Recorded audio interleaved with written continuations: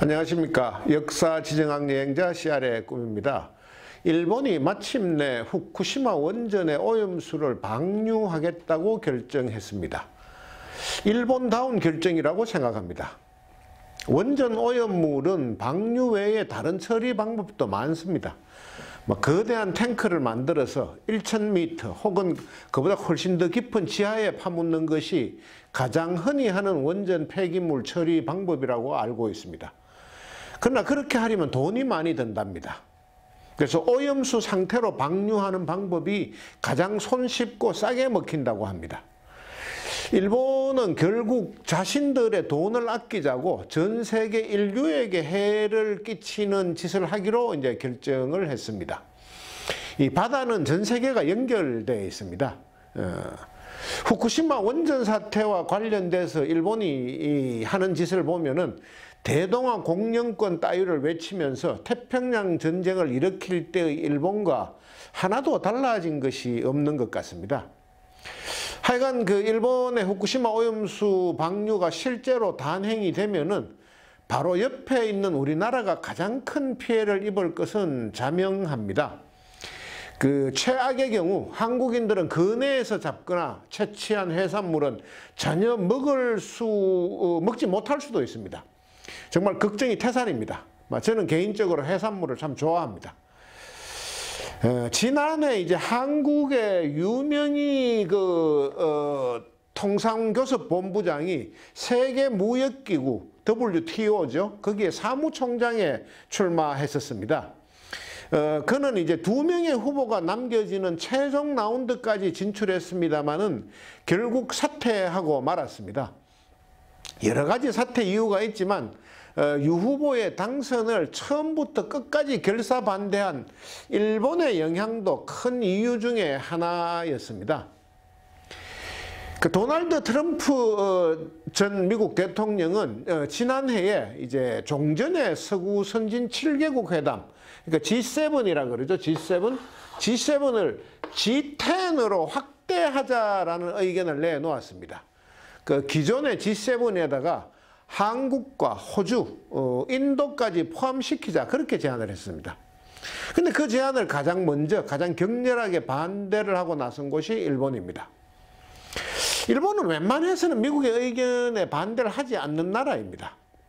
미국이 시키면 시킨 대로 하는 곳이 일본입니다. 그런데 그 문제만큼은 확실하게 반대를 했습니다.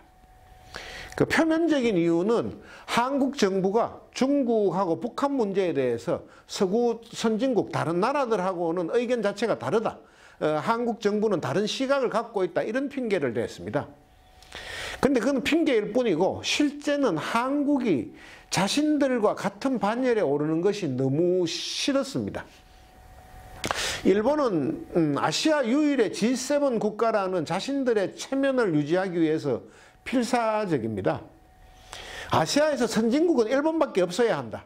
그것이 이제 일본이 지키고자 하는 마지막 자존심입니다. 시쳇말 가운데 일생에 도움이 안 돼라는 표현이 있습니다. 사사건건 앞길을 가로막는 사람, 소위 악연에 대해서 그렇게 말합니다. 우리에게는 일본이 바로 그런 존재입니다. 사실 이제 국경을 맞대고 있는 나라가 사이가 좋은 경우는 거의 없습니다.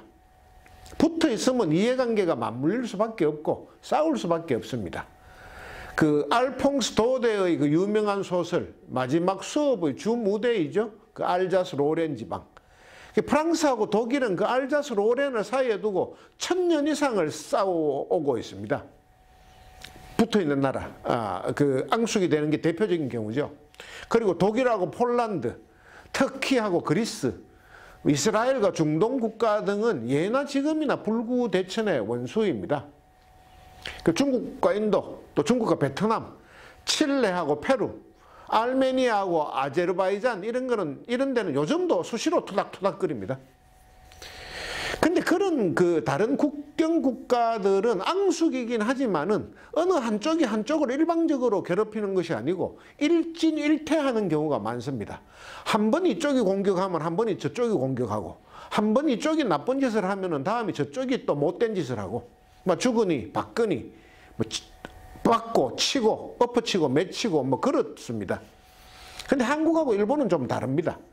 그 유사 이래로, 역사가 기록된 이래로 한국은 일방적이게 일본한테 당하기만 했습니다.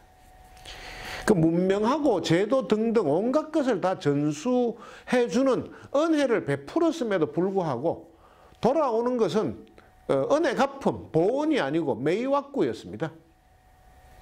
물에 빠진 사람을 건져주니까 보따리까지 내어놓으라 하는 뭐 그런 격이었습니다. 한국이 이제 고대의 일본에게 벼농사 기술을 포함해서 각종 문물을 전수해 줬다는 것은 인류학적 측면에서는 상식에 가깝습니다.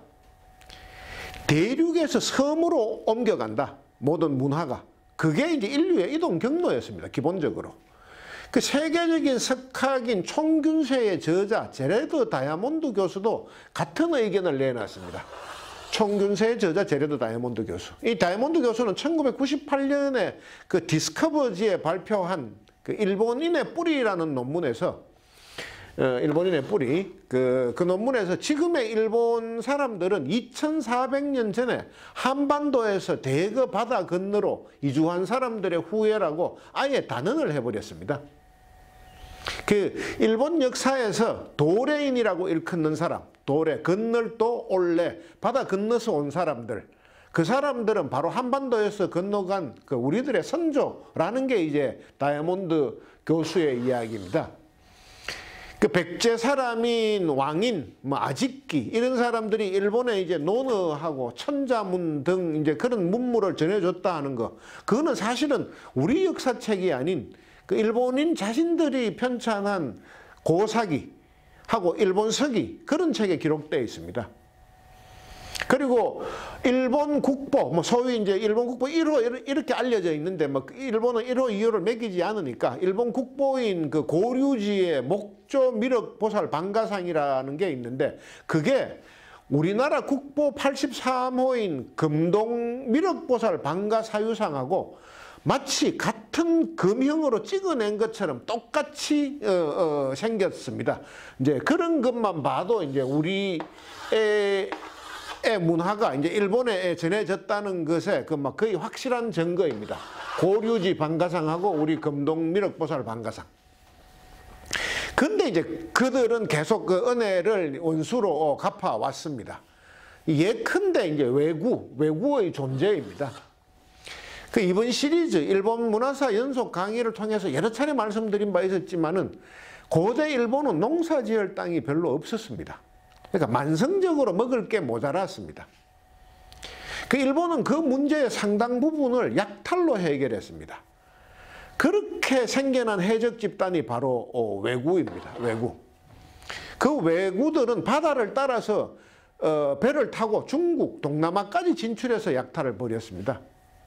근데 그 왜구들이 가장 많이 출몰했던 곳, 가장 피해가 컸던 곳이 일본에서 가장 가까운 한반도였고, 그 왜구가 처음에 언제 역사에 등장하느냐, 우리 역사에 고구려, 백제, 신라시대, 삼국시대 초기부터 그렇게 왔다고 기록되어 있습니다. 그러니까 2000년 전부터 계속 왜구들이 한반도를 괴롭혀 왔다는 이야기입니다.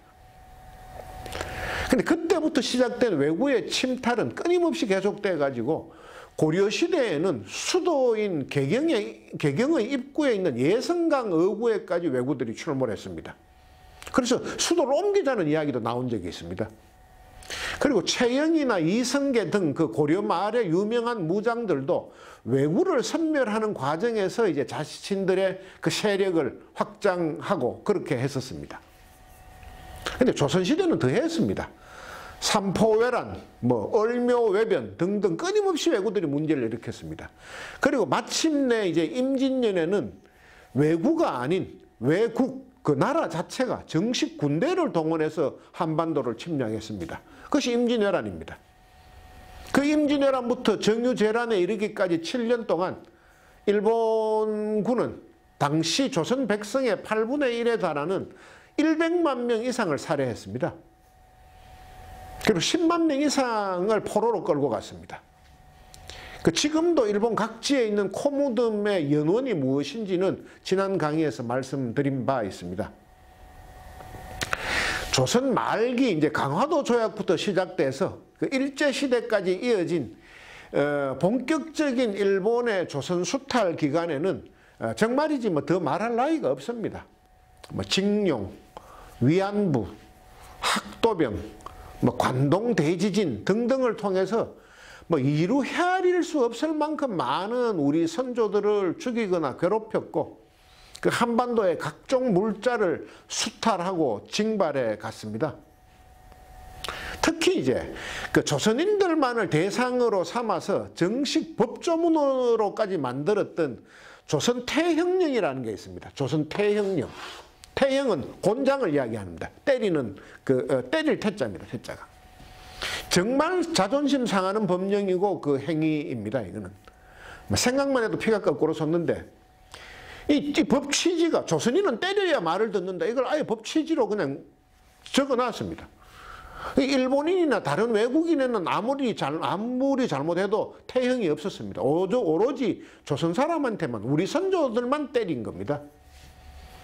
그리고 실제로 그 태형은 두세 대만 맞아도 살점이 떨어져 나가는 것 같은 고통이 이제 따랐고 그 태형이 많아진다. 뭐 5대, 10대 이렇게 되면은 태형으로 인해서 목숨을 잃는 경우도 있었고 불구가 되는 건 너무 흔했기 때문에 우리 조상들은 그 벌이 너무나 무서웠습니다. 그래서 적석에서 태형권을 행사할 수 있는 사람, 즉 순사를 만나는 것이 일상에서 경험하는 가장 큰 공포였습니다. 그래서 순사 온다 하면 울던 아이도 울음을 거쳤다 하는 게 그렇게 해서 만들어진 이야기입니다. 그 2015년에 개봉돼서 이제 무려 1270만 명의 관객을 동원했던 영화 그 최동훈 감독의 암살에서는 이런 대화가 나옵니다. 그 독립 그 단체 중에서도 무장투쟁을 주로 했던 그 의열단이라고 있는데 그 의열단은 경성에 있는 조선 주둔군 사령관인 이제 일본 육군 소장 그 마모루를 죽이기 위해서 암살단을 파견합니다. 그때 뽑힌 사람이 여성 의열단원인 안옥윤입니다. 여자는 아무래도 감시가 덜하니까. 그 전지현이 그 주인공 안옥윤 역할을 맡았습니다. 그 영화에서. 의열단장 김원봉은 그 마모루를 암살해야만 하는 이유를 설명하는 대목에서 안옥윤한테 전지현한테 이렇게 묻습니다. 안동진은 그때 거기에 있었나? 그 김원봉 역은 조성우가 맡았습니다. 그때 거기에 있었나 하는 그때라는 것이 언제냐? 1920년 만주에서 있었던 그 일본군이 조선인들을 대량 학살한 사건인 경신참변을 말하는 겁니다. 경신참변 1920년. 그 경신참변을 총지휘한 사람이 바로 안옥윤이 암살할 대상인 조선 주둔군 사령관 마모루입니다. 그래 하여간 안동진은 그때 거기에 있었나 하는 그 김원봉의 질문에 안옥윤은 이렇게 대답합니다. 저희 어머니도 그때 거기서 총을 맞고 돌아가셨습니다. 그리고 이어서 말합니다. 우리 어머니는 운이 좋으셨죠. 총 맞고 돌아가셔서. 다른 사람들은 칼에 찔려 죽고 몽둥이에 맞아 죽고 목 졸려 죽고 불에 타서 죽고 생매장 당하고 솥에 삶기기도 하고 그렇게 3,469명이 죽어갔습니다. 27일 동안. 그게 안옥윤의 대답입니다. 그리고 그것이 경신참변의 참상입니다. 그 일본군이 이제 청산리 전투하고 봉오동 전투 등등에서 한국 독립군한테 잇따라 큰 패배를 당하자 이제 그에 대한 보복으로 대규모 정규 일본군을 간도로 보냈습니다. 그리고 독립군을 토벌한다는 명목으로 그 지방에 살고 있던 무고한 그냥 일반 조선 백성을 대량으로 학살한 사건이 바로 경신참변입니다. 그 위에 이제 말씀드렸던 그 안옥윤의 대사는 절대 영화를 위해서 과장한 그런 게 아닙니다. 그 경신참변을 목격하고 기록했던 외국인 선교사들의 증언을 오히려 너무 심한 부분은 줄여서 좀 순화시킨 게 그 안옥윤의 대사입니다. 그 일본군들은 그때 한국인 조선인 마을에 들어와 가지고 모든 남자들 한 자리에 모은 후에 총알이 아깝다면서 창으로 찔러 죽이는 경우가 태반이었습니다. 그리고 부녀자들은 닥치는 대로 보이는 대로 급탈한 후에 살해했습니다. 그때 마을에서는 기독교인만 앞으로 나오라고 이렇게 한 후에 일렬로 세워놓고 소총 사격의 연습 관역으로 사용했습니다. 그러면서 너희들이 좋아하는 천당으로 빨리 보내줬으니 우리한테 고맙다고 하라면서 낄낄거렸습니다. 또 어떤 마을에서는 집에 먼저 불을 지른 후에 그 다음에 그 집안 사형제를 그 불 속에 들어가 타 죽도록 강제로 밀어 넣었습니다. 불난 집에서 안에서 타 죽은 게 아니고 불부터 질러 놓고 집에 사람을 밀어 넣은 겁니다. 시체에서 코를 베어가는 것보다 더 잔인한 장면이 훨씬 더 많지만은 차마 일일이 말씀드리지는 못하겠습니다. 그리고 이제 결국 일본은 자신들이 일으켰던 태평양 전쟁에서 패했습니다. 일본은 철저하게 망가졌고 잿더미밖에 남은 게 없었습니다. 그런데 때마침 한국전쟁이 또 터졌습니다. 일본은 갑자기 미군의 군수공장하고 보급기지가 됐습니다. 일본의 산업이 마구 일어나기 시작한 겁니다. 일본은 그렇게 다시 일어섰습니다. 결과적으로 또 한 번 한국이 큰 은혜를 입은 셈입니다. 그런데 일본은 그 은혜에 대해서 보답을 하기는커녕 오늘날까지도 사사건건 한국을 괴롭히고 앞길을 막고 있습니다. 어떻게 그렇게 한결같을 수 있는지 오히려 감탄스럽습니다. 정말. 그런 일본이 지난해에 비한사문칙이라는 것을 천명한 적이 있습니다. 비한사문칙. 한국은 아니다. 아닐 삐자. 이 한국할 때 한자. 그런 사문칙을 천명을 했는데 이제 왜 이런 걸 일본 정치인들이 했느냐? 최근 한국하고 일본과의 관계는 여러 가지 이유로 과거에 비해서도 훨씬 더 냉랭하게 얼어붙어 있습니다. 강제징용 배상, 수출 규제, 지소미아 파기, 화이트리스트 제외 등등의 단어가 몇 년째 계속해서 현해탄 위를 날아다니고 있습니다. 그러자 이제 집권당인 자민당의 보수파 의원들이 이 비한사문칙이라는 것을 이제 만들었다고 합니다. 뭐냐? 한국은 배은망덕한 나라이다. 그렇기 때문에 앞으로 한국에 대해서는 돕지도 않고 가르치지도 않고 관여하지도 않겠다. 돕지 않고 가르치지 않고 관여하지 않겠다. 이게 비한사문칙이라고 합니다. 참으로 개도 웃고 소도 웃을 이야기입니다. 누가 누구에게 배은망덕을 운운하는 것인지 도대체 일본이 우리에게 언제 뭘 돕고 뭘 가르쳤다는 것인지 정말 참 말도 안 되는 이야기입니다. 제발 빼앗아가지만 않고 방해만 하지 않아도 좋겠다는 것이 이제 제 생각입니다. 그리고 지금까지 한국에게 잘못한 것은 다 옛날 일이었다고 치고 앞으로만 더 이상 우리를 괴롭히지 말아달라 그렇게 이야기하고 싶은데 그 중에서도 특히 후쿠시마 원전 오염수만 방류하지 않았으면 좋겠습니다. 제가 편안한 마음으로 회 좀 먹을 수 있게. 그래서 저는 이렇게 말씀드리고 싶습니다. 그리고 일본 위정자들한테 이렇게 정말 강력하게 좀 주장하고 싶습니다. 그 후쿠시마 원전 오염수가 정말 자기들의 말처럼 그렇게 깨끗하게 완전히 처리된 안전한 처리수라 그러면은 죽으라면 죽는 신용까지 하는 그 지구상에서 가장 말 잘 듣는 국민인 자국 국민, 일본 사람들한테 나누어줘서 식수로 사용하라고 그렇게 이야기하고 싶습니다.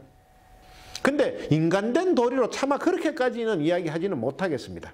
만약 제가 계속 그렇게 우기면은 그 인간을 이용해서 갖가지 생체 실험을 했던 그 일본 군들하고 하나도 다를 바가 없기 때문에 그것은 과감하게 양보하겠습니다. 그러나 그 대신에 그렇다면은 일본 사람들이 그렇게 좋아하는 목욕물로는 그것을 쓸 수 있지 않겠느냐 이렇게 이제 조심스럽게 권해 봅니다. 후쿠시마 원전 오염수 일본 정부 측의 표현대로 그것이 안전한 처리수라고 확신한다면은 일본 국민의 목욕물로 써라. 그것이 오늘 제 주장의 요지입니다. 오늘은 여기까지 하겠습니다. 다음은 일본 문화사 마지막 시간으로 도대체 일본인 그들은 누구이며 우리에게 무엇인가 하는 제목으로 말씀드리겠습니다. 감사합니다.